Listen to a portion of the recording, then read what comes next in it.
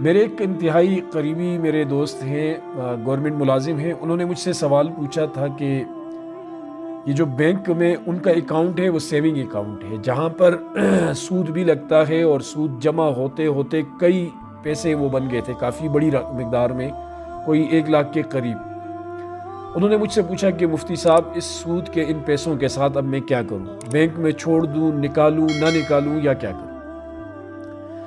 دیکھیں، سود جو ہماری معاشرتی برائیاں ہیں اس میں یہ اس تمام برائیوں میں سب سے بری برائی ہے. اس سے معاشرے کا استحصال ہوتا ہے، لوگوں کے ساتھ بڑی زیادتیاں ہوتی ہیں.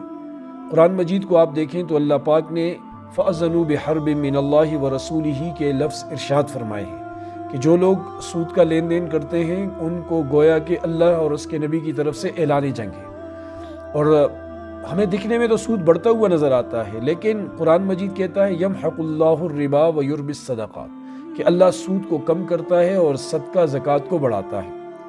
اور حدیث کا مفہوم بھی ہے کہ نبی علیہ السلام نے فرمایا کہ یہ جو سود تمہیں اگرچہ زیادہ نظر آتا ہے لیکن یہ فی الحقیقت زیادہ نہیں ہوتا، یہ گھٹتا ہے. یہ انسان کی خوشیوں کو گھٹاتا ہے، یہ انسان کی صحت کو گھٹاتا ہے، یہ سود انسان کے گھر کے اندر کی جو فرحتیں ہیں انہیں گھٹاتا ہے اور ایسے ایسے مسائل سے دوچار کرتا ہے کہ الامان والحفیظ. اس لیے کوشش ہونی چاہیے کہ اس سے جتنا بھی بندہ دور رہ سکے، کیونکہ نبی علیہ السلام نے سود لینے دینے والے، سود کھانے والے، سود پر اس کے جو کاتب ہوتے ہیں، لکھنے والے، اس پر جو گواہ ہوتے ہیں، ان تمام پر لعنت فرمائی ہے.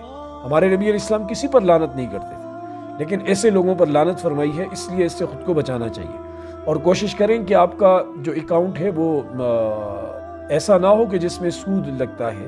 سود کے بغیر والا اکاؤنٹ آپ اپنا بینک میں کھلوایا کریں، یا جو اسلامی بینکنگ کا سسٹم ہے، میزان بینک وغیرہ، ان کے اندر آپ لوگ اپنے اکاؤنٹ وغیرہ کھلوائیں. اب رہی یہ بات جو مسئلہ پوچھا گیا تھا کہ ان پیسوں کے ساتھ کیا کریں، سود کے پیسے اگر ہیں تو ان کے ساتھ کیا کریں.